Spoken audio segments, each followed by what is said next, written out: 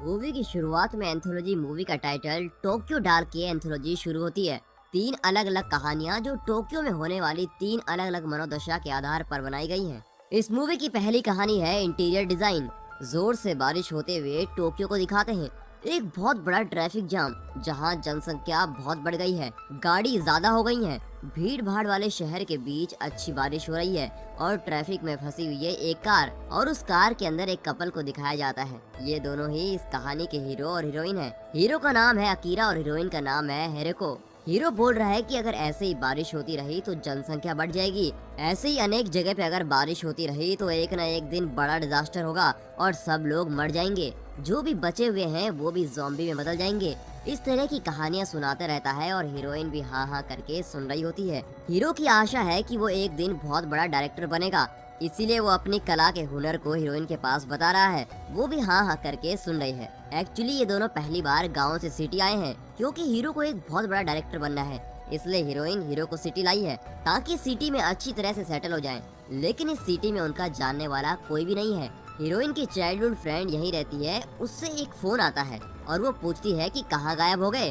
तो हीरोइन कहती है कि गायब नहीं हुए बल्कि ट्रैफिक में फंस गए हैं। फिर फ्रेंड बोलती है इस तरफ आओ, मैं लाल रंग वाली छतरी के साथ खड़ी हूँ। तो वो वहाँ जाके अपनी कार को रोकते हैं। फिर दोनों फ्रेंड्स बहुत दिनों बाद मीट करते हैं और बहुत खुश हो जाते हैं और नाचते हुए जाते हैं। इस लड़की का नाम अकीमा है। वो उनको अपने कमरे पे ले जाती है, लेकिन उसका कमरा बहुत छोटा है और वो उस कमरे को कभी कभी अपने बॉयफ्रेंड के साथ भी शेयर करती है। फिर क्या होता है कि वो रात को सबको खाना परोसती है और अपने फ्रेंड्स का अच्छे से ख्याल रखती है। तो वो पूछती है कि आप डायरेक्टर बनने वाले हैं ना, आप अपनी मूवी के बारे में कुछ तो बताइए। और हंसी मजाक के लिए अपने हाथ से माइक बनाकर उसकी तरफ बोलती है कि बताओ अपनी मूवी के बारे में।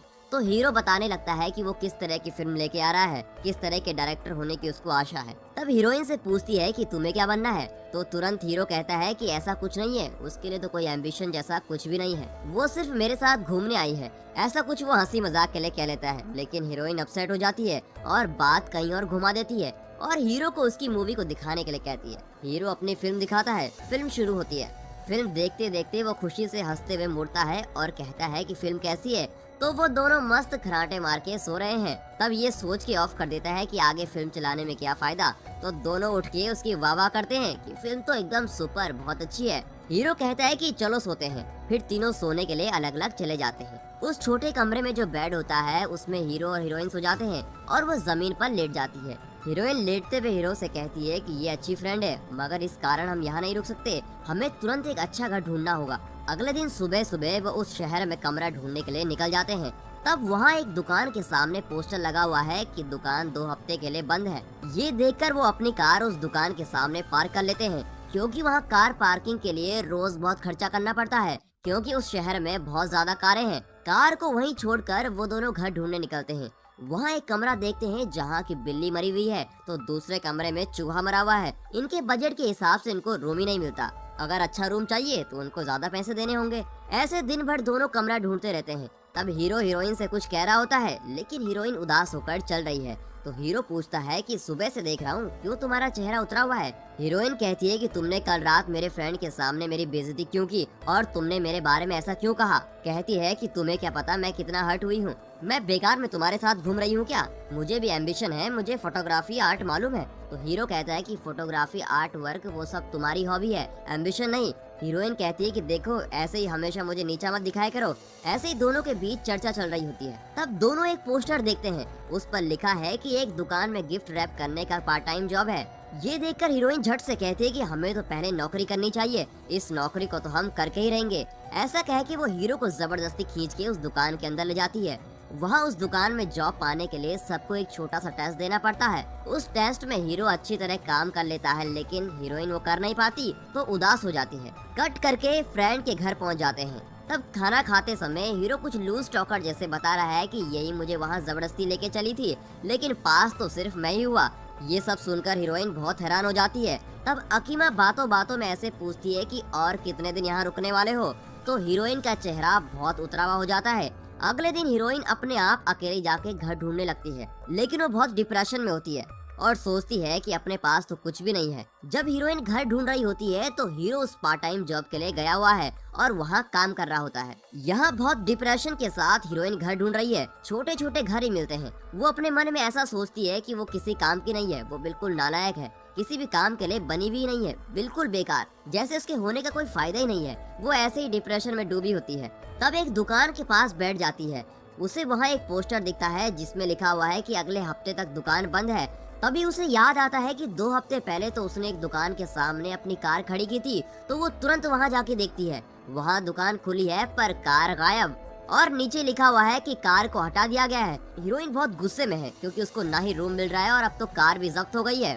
तभी हीरोइन कहती है कि लेकिन उसमें मेरा जरूरी सामान है, मेरे डीवीडीज, इक्विपमेंट सभी, प्लीज उन सभी सामान को मुझे लेकर आने दो ना, मुझे यहाँ काम है। तब हीरोइन वहाँ जाती है। वहाँ कंपनी वाले हीरोइन को डांटते हैं, पूछते हैं कि क्यों गाड़ी वहाँ पार्क की थी और उसका फाइन और सारा चार्ज सब कुछ मिलाकर एक अमाउंट बताते हैं। हीरोइन कहती है कि भैया आप जो मांग रहे हो वो तो जब ये हमने सेकंड सेल्स में खरीदी थी उससे भी ज्यादा है। वो बोलता है नहीं नहीं, पैसे तो आपको देने ही पड़ेंगे तभी गाड़ी मिलेगी। हीरोइन उससे प्रार्थना करती है कि गाड़ी में जो जरूरी सामान है मुझे बस वो लेने दो, लेकिन वो मेन इंचार्ज मना कर देता है। हीरोइन दुखी होकर बाहर आती है। तब एक गाड़ी बाहर आने के लिए गेट खुलता है तो हीरोइन किसी चुईया की तरह बिल्कुल छुप के अंदर घुस जाती है। इसे वहाँ के वर्कर देख लेते हैं लेकिन हंसते हुए कुछ कहते नहीं। वहाँ देखिए तो हजारों कार खड़ी है। हीरोइन की कार किधर है उसे कुछ पता ही नहीं। तब वो वर्कर आते हैं और कहते हैं कि अच्छा अपनी कार का कलर और मॉडल नंबर बताओ। फिर कार को दिखाते हैं। हीरोइन कार से बहुत सारे इक्विपमेंट ले लेती है। ये सारे सामान हीरो के एम्बिशन से जुड़े हुए हैं और वो सभी सामान हाथ पैर में डाल के सिटी में बेचारी चल रही है। सारे सामान इसलिए लेती है क्योंकि हमारे हीरो को अपनी फिल्म के लिए एक प्रीमियर शो करना है, क्योंकि उसको वो प्रमुख सिनेमा वाले एजेंट्स को दिखाना है। फिर वो फिल्म देखने जाती है। कई लोग आए हुए होते हैं फिल्म देखने के लिए। जब मूवी में स्मोकिंग का सीन आता है तो हीरो 5D इफेक्ट करने के लिए थिएटर में स्मोक कर देता है। सारे लोग देखते हैं कि ये तो एक अनोखी फिल्म है। फिल्म देखने के बाद बाहर आने वाले सभी एजेंट्स हीरो की तारीफ करते हैं और कहते हैं कि फिल्म बिल्कुल सुपर और अनोखी है। ये सब दूर से एक नौकरानी की तरह हीरोइन खड़ी होकर देख रही है। तब वहाँ एक लड़की आती है और हीरोइन से पूछती है कि आप कौन हो और इस फिल्म में क्या काम किया है। हीरोइन बोलती है कि मैंने कुछ नहीं किया, मैं तो उनकी गर्लफ्रेंड हूँ। तो लड़की कहती है कि इतने बड़े आदमी की गर्लफ्रेंड हो तो कोई साधारण बात नहीं है, क्योंकि कुछ ही दिन में आप गायब हो जाएंगी, कोई भी आपको देख नहीं सकेगा। ऐसा कह के वो हीरोइन के मन में और भी दुख चढ़ा देती है। हीरोइन देखती है कि वहाँ बहुत सारी गर्लफ्रेंड्स है। हीरो शोहरत पे उठ रहा है। हीरोइन हीरो को रात में घर जाने के लिए बुलाती है पर वो तो बहुत बिजी होता है इसलिए आ नहीं पाता। उस रात अकीमा ने अपने बॉयफ्रेंड को घर पर बुलाया होता है। बॉयफ्रेंड पूछता है कि ये दोनों और कितने दिन यहाँ रुकने वाले हैं। अकीमा कहती है कि एक रात रुकने के लिए तो आए थे लेकिन अभी तक यहीं रुके हैं। हीरोइन ये सब सुन लेती है जो उन दोनों को नहीं मालूम। दोनों सोच रहे हैं कि हीरोइन बिल्कुल सो गई है। हीरोइन को ये सारी बात बहुत दुख देती है। आगे अपने बॉयफ्रेंड से अकीमा ये भी कहती है कि वो ही एक मूवी कर रहा है, ये तो सिर्फ बेकार है, उसके साथ घूम रही है। ये सब सुन के तो हीरोइन और भी डिप्रेस हो जाती है। अगले दिन सुबह हीरोइन उठ के ब्रश करने के लिए आईने के सामने आती है तो देखती है कि उसके सीने पे एक बहुत बड़ा छेद है, उसमें 3 लकड़ी जैसा कुछ है और उसे छूते ही हीरोइन बहुत डर जाती है। ये क्या है हीरोइन समझ ही नहीं पाती और हीरोइन घबरा जाती है और घर ढूंढने के लिए बाहर आती है लेकिन वो चल ही नहीं सकती, उसको चक्कर आते हैं। वो चल नहीं पाती और एक जगह पे बैठ जाती है। अपने पैर को चेक करती है तो उसके पैर कुर्सी की लकड़ी में बदलने वाले होते हैं तो वो दौड़ने लगती है। तब दौड़ते दौड़ते ही उसकी सारी ड्रेस गिरने लगते हैं। कम्प्लीटली वो एक लकड़ी की कुर्सी हो जाती है। बहुत शर्मिंदा होकर वो चल रही होती है कि एक जगह पे कंप्लीट कुर्सी में बदल जाती है। जो उसने पहना हुआ था वो ऐसा लग रहा था कि किसी कुर्सी ने पहना हो। ऐसे ही सड़क के बीच में एक कुर्सी बन जाती है। लोग वहाँ से आते जाते रहते हैं। रात भी हो जाती है। तब वहाँ एक भिखारी उस तरफ आता है और कहता है कि देखो वो कुर्सी शर्ट पहनी हुई है। फिर वो उस शर्ट को खींचता है। तब ऐसा दिखाते हैं कि वो कुर्सी को देखे बिना मुड़ के खींच रहा है। अब हीरोइन को दिखाते हैं कि हीरोइन का तन से शर्ट खींची जाती है। अब हमारी हीरोइन दौड़ने लगती है। बेचारी बिल्कुल नंगी सड़क में इधर उधर दौड़ रही है। वहाँ एक बस स्टॉप है, तुरंत वहाँ जाकर छुप लेती है। वहाँ एक बूढ़ी है, उसे वहाँ बैठने के लिए कुछ नहीं मिलता। लेकिन पहले जब वो बूढ़ी वहाँ आई थी तब वहाँ कुर्सी नहीं थी, लेकिन अब मुड़ के देखती है तो कुर्सी है। वो इसलिए हुआ क्योंकि अगर हीरोइन को कोई देखता है तो वो बिल्कुल चेयर में बदल जाती है और कोई ना देखे तो वो मनुष्य हो जाती है। बेचारी बूढ़ी इतनी देर पैर के दर्द के मारे तड़प रही थी, अब सडनली मुड़ के देखा तो मैजिकली वहाँ कुर्सी है तो बहुत खुश होकर उस पर बैठ जाती है और फिर वहाँ से चली जाती है। उस बुड्ढी के जाने के बाद वो रोड में इधर उधर दौड़ रही है। तब वहाँ आने वाला एक म्यूजिशियन उस चेयर को देखता है। उसको चेयर इतनी चमकती हुई दिखाई देती है। उस चेयर को अपने घर ले जाता है तो वहाँ उस चेयर को ही यूज करता है। जब वो घर से बाहर चला जाता है तो हमारी हीरोइन चलने फिरने लगती है। वो उस घर में बस जाती है। जब वो म्यूजिशियन है तब वो खुश होती है और जब वो नहीं होता तो वो इंसानों की तरह घर में घूमती रहती है। अब हीरो एक बड़ा डायरेक्टर बन गया है। यहाँ कभी कभी हीरोइन हीरो को चिट्ठी लिखने के लिए बैठती है। लिखती है कि मुझे मत ढूंढो, मैं अब गायब हो गई हूँ। अगर मैं तेरे साथ होती तो ऐसे ही धीरे धीरे गायब हो जाऊंगी। तुम ही बोले थे ना कि मेरा कोई एम्बिशन नहीं है। ऐसे सेंटिमेंट वाले लेटर लिखती है, फिर उसे फेंक देती है। उसके मन में एक जंग चल रही होती है, क्योंकि बातों बातों में जब हीरो उसको कहता था कि तुम नालायक हो और तुम्हारा कोई एम्बिशन नहीं है, तब से उसके मन में एक भारी असर पड़ गया है। इसलिए वो ऐसी हालत में है। लेकिन अब जिस घर में वो रहती है वहाँ वो बहुत खुश रहती है। उसका कारण ये है कि वो म्यूजिशियन आता है और उस कुर्सी का ज्यादा उपयोग करता है, यानी कि कुर्सी को वो बहुत पसंद करता है। वो भी बहुत खुश हो जाती है कि आखिर किसी न किसी के तो मैं काम आई। दिखाते हैं कि वो इस कुर्सी पर बैठकर वर्क कर रहा है और ये झलक देती है और हीरोइन पर बैठकर ही वो म्यूजिक बजाता है और इस तरह इस कहानी का अंत होता है। अब अगली कहानी है, इसका नाम है मेड। उसी टोक्यो सिटी को दिखाते हैं। बहुत उत्सव हो रहा होता है।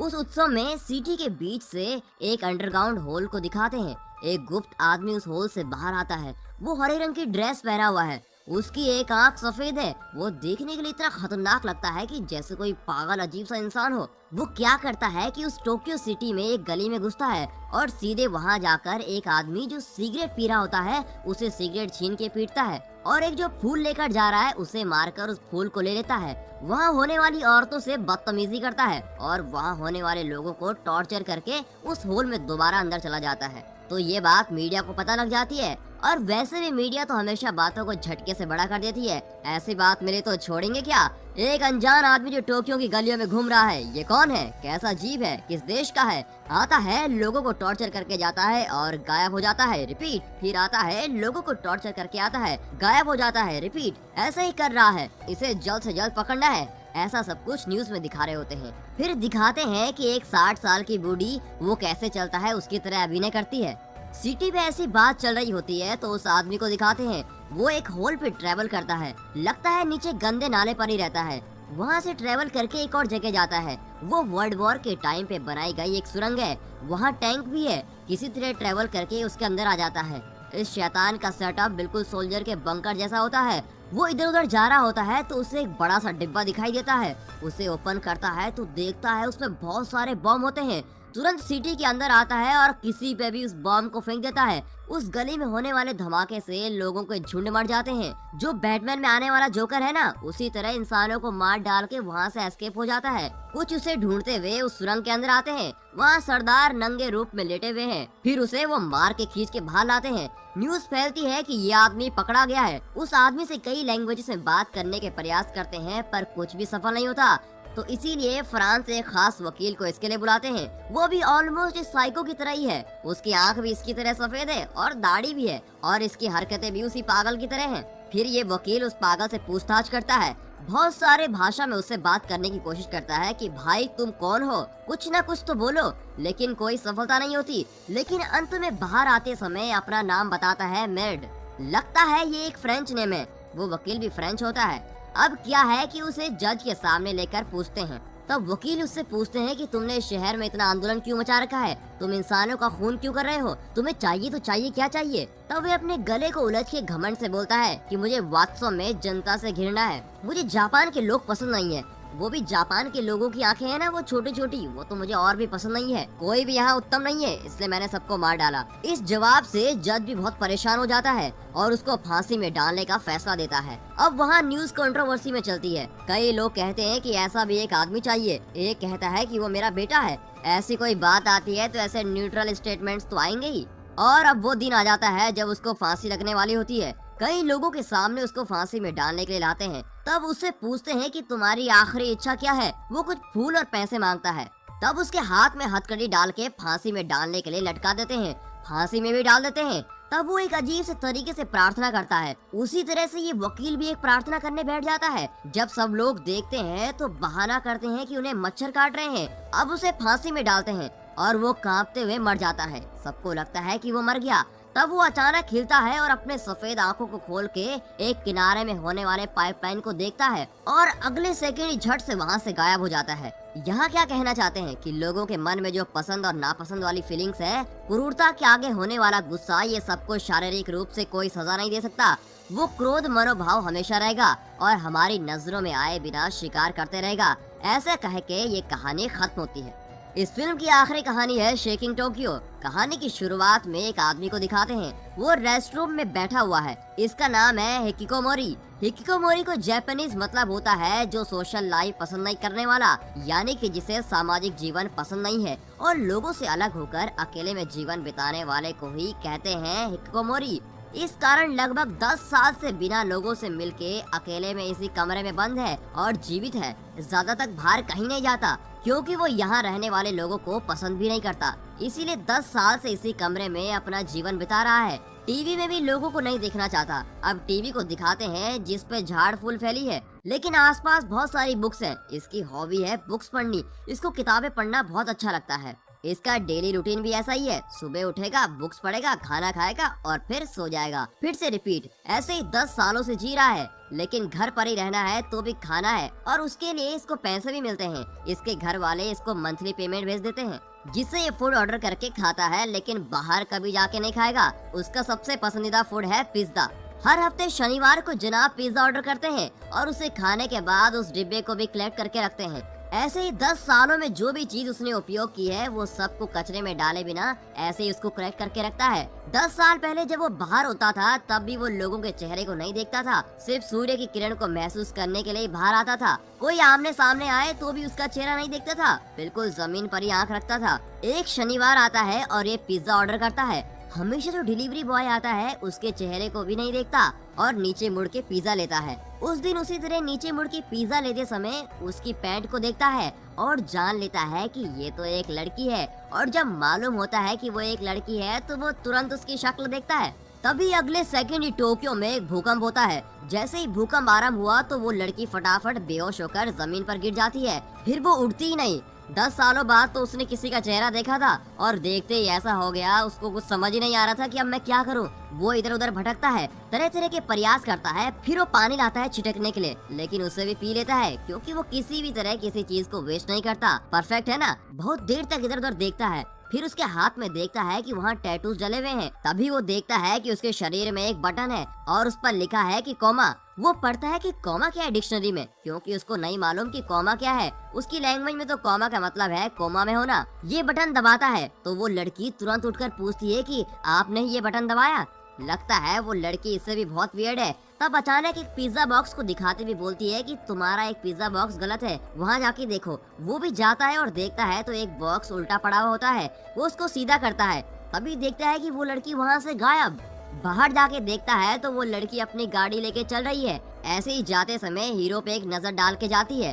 10 सालों से शांत जो जीवन बिता रहा था वो 11वें वर्ष में विकृत हो गया। मन में शांति नहीं, नींद ही नहीं आती, उसकी याद में ही रहता है। फिर वो फोन करके दोबारा पिज्जा ऑर्डर करता है, ये सोच के कि वही लड़की दोबारा आएगी। और जब पिज्जा वाला आता है वो डोरबेल बजाता है तो ये खुशी खुशी ओपन करके देखता है कि वही लड़की आई होगी। तो ये देखता है कि वहाँ तो कोई और खड़ा है।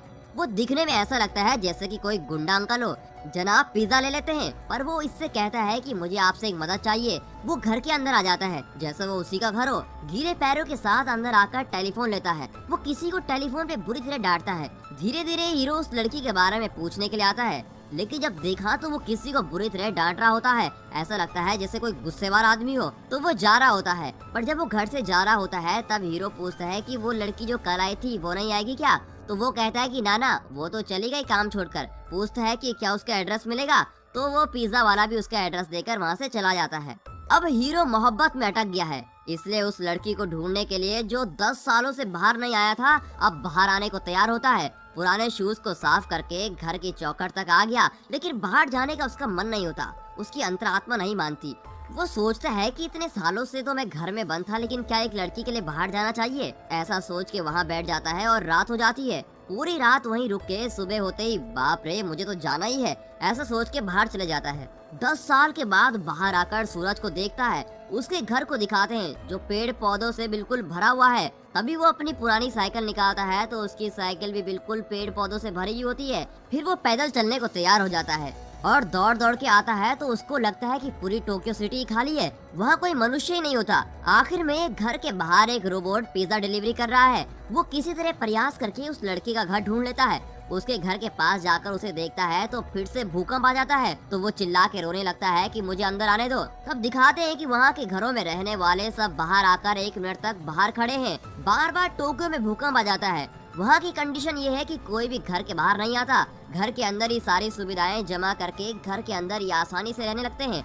वो देखता है कि सब लोग फिर अपने घर के अंदर जा रहे हैं। हीरो हीरोइन का हाथ पकड़ के बात करने को तैयार हो जाता है तो वो गुस्से में आकर पूछती है कि कौन हो तुम। फिर हीरो फटाफट हीरोइन के हाथ में एक बटन होता है जिसपे लव लिखा होता है, वो उसको दबा देता है, यानी कि वो उससे प्यार करने वाला होता है। फिर वो लड़की भी शांत हो जाती है और टोक्यो सिटी को दिखाते हैं और फिल्म भी खत्म हो जाती है। दोस्तों आप बताइए कि आपको ये फिल्म कैसी लगी, क्योंकि इस तरह की फिल्मों में डायरेक्टर्स अपनी तरफ के पॉइंट ऑफ व्यू को बताना चाहते हैं, लेकिन दोस्तों आपको इसको समझने में थोड़ी मुश्किल जरूर होगी, तो अपने पॉइंट ऑफ व्यू के अकॉर्डिंग इसको समझ लेना। एंड हाँ दोस्तों, अगर वीडियो पसंद आई हो तो वीडियो को लाइक और चैनल को सब्सक्राइब जरूर करें और अपने दोस्तों में इस वीडियो को शेयर जरूर करें। And finally thanks for watching.